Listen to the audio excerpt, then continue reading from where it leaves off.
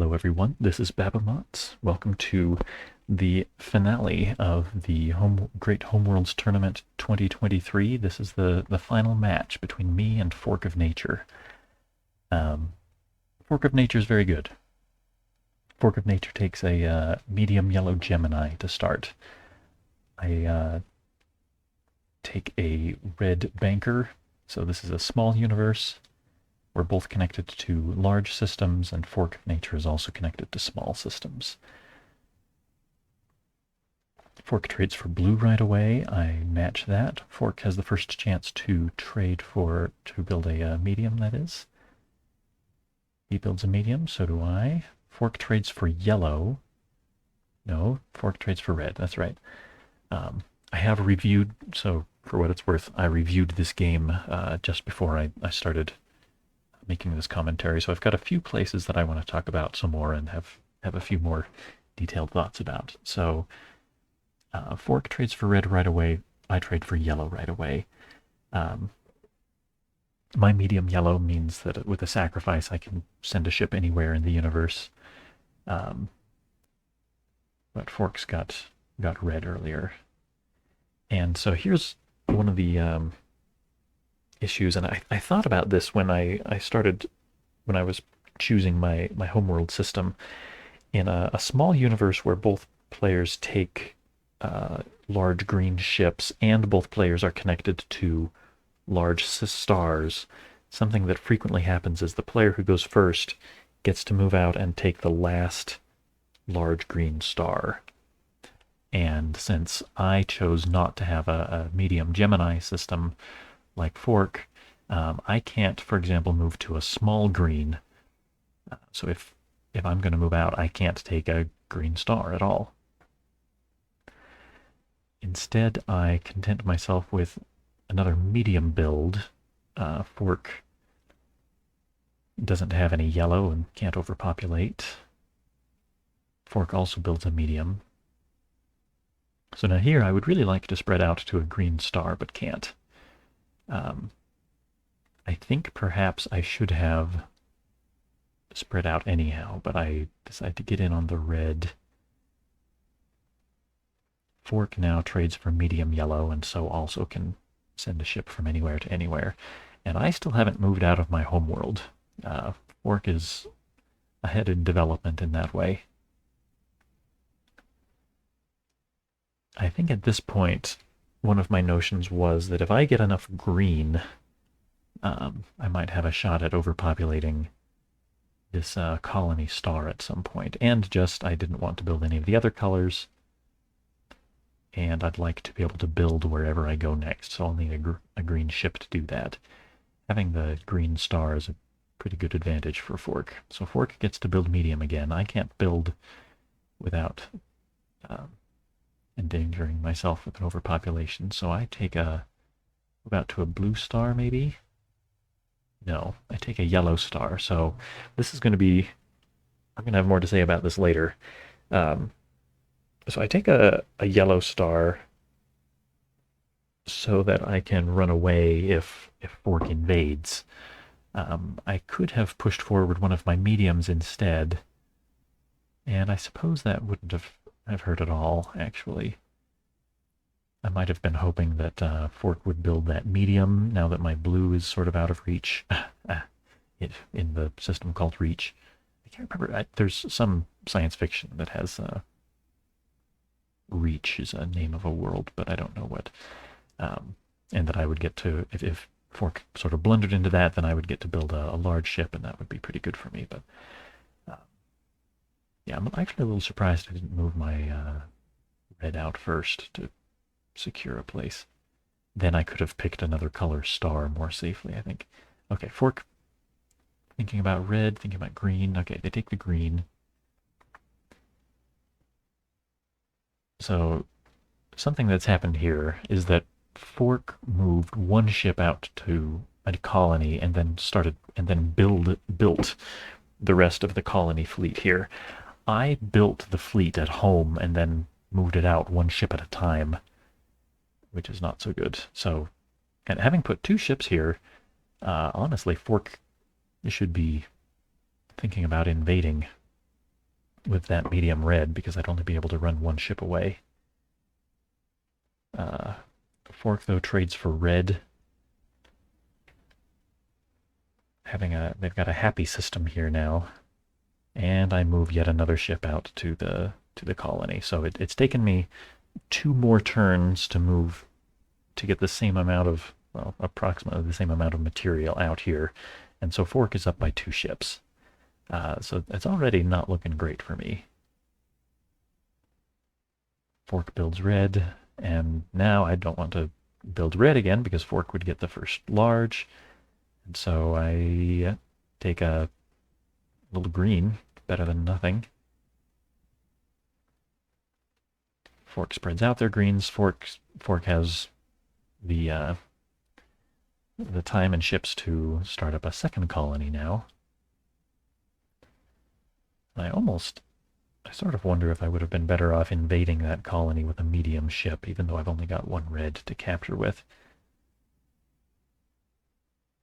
But I take the medium build, and Fork takes a medium build, and so now with my 2 green ships at home, Fork is threatening to blow up my mothership with a yellow sacrifice, and I'd be pretty close to sunk at that point.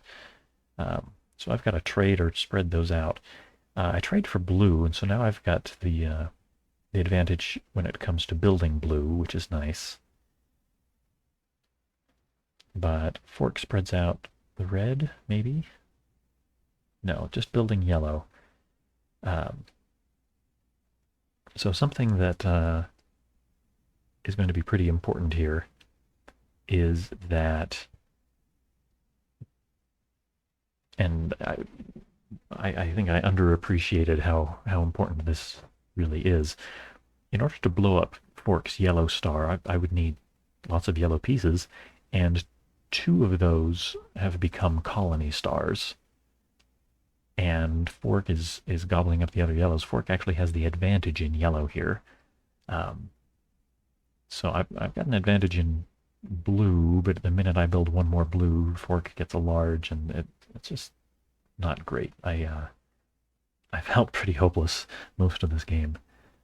So I do, let's see, spread out the green, make it so if Fork takes another yellow, I get a yellow, but I mean, no, it leaves just 2 yellows in the bank. I don't even like this move, I don't think.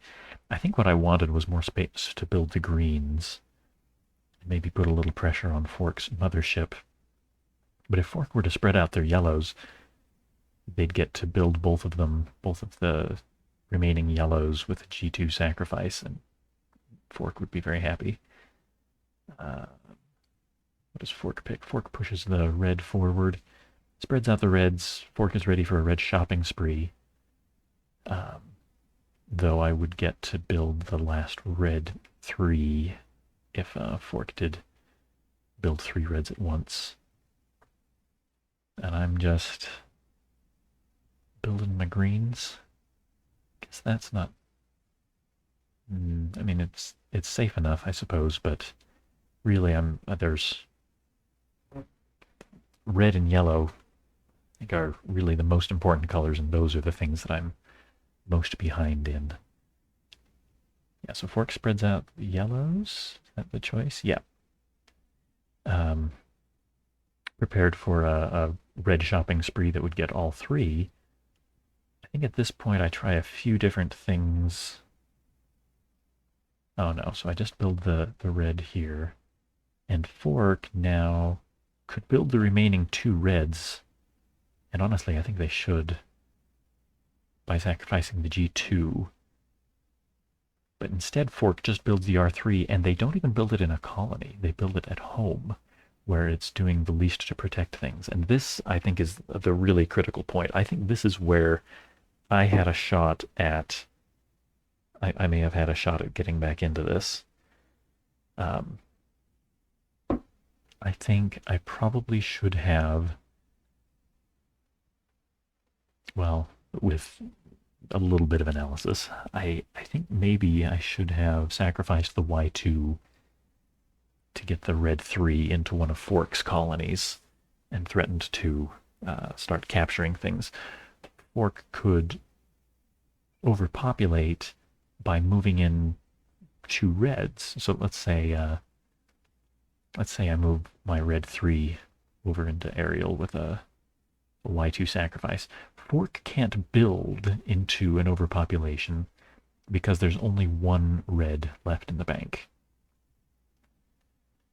So they could overpopulate my red 3 by sacrificing the Y2 and moving these two reds into that colony, but that's a pretty high price for Fork.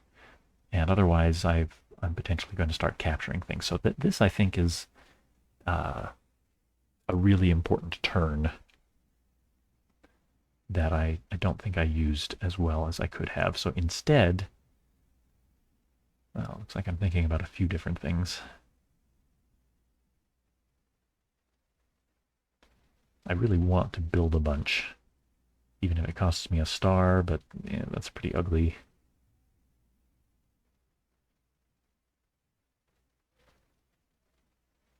So I end up building 2 blues, but opening up the B3s for Fork. And Fork takes the blue 3 and a red 3. Fork, oh, do they? No, Fork gets the Y3 instead. So here I've got another opportunity potentially. Well, no, so now with 2 reds in the bank, if I were to move my red 3 into aerial, for example, then Fork could overpopulate with a G2 sacrifice. I could, however, move my B3 into aerial, and gosh, that looks really good. I mean, I'd be hopelessly down in yellow, but I'd get to capture something out of aerial, probably just the G1, I guess. Fork might sacrifice the Y2 to evacuate the others. I don't know, but that's a little less yellow for Fork. I could trade back into yellow. Yeah, I like the Y2 sacrifice to invade aerial with the B3.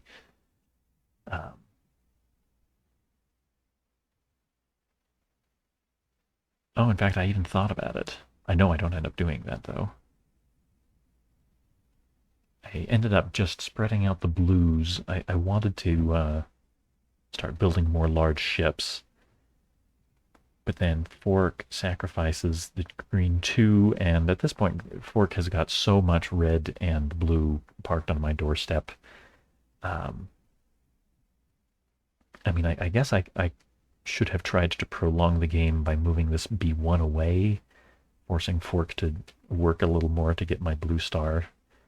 Fork would need to spread out their blues and build another one, and that would have got me some more time. I was feeling pretty hopeless at this point, though, so I decided to just hope that Fork would panic in the face of a blue ship invading, but they didn't. Fork knew what they were about.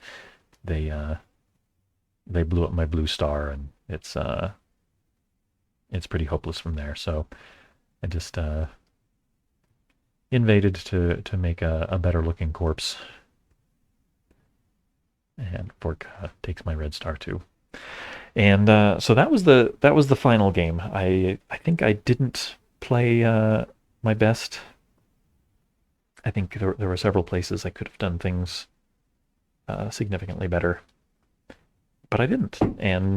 But Fork played a really good game. I think Fork showed the power of the Gemini system, keeping it a small universe when you're the first player has an advantage that we see in the statistics. Yeah, really good on Fork. Congratulations on a win against me, and lots of other wins all throughout the tournament. I'll show the final bracket. Of course, this doesn't show the round robin earlier, but yeah, Fork survived the bracket with all solid wins. So as we discussed earlier, Stevie squeaked through with a draw, and I squeaked through with a draw, and so I feel like Fork really really deserved this. So congratulations, and that's all for now. See you next time.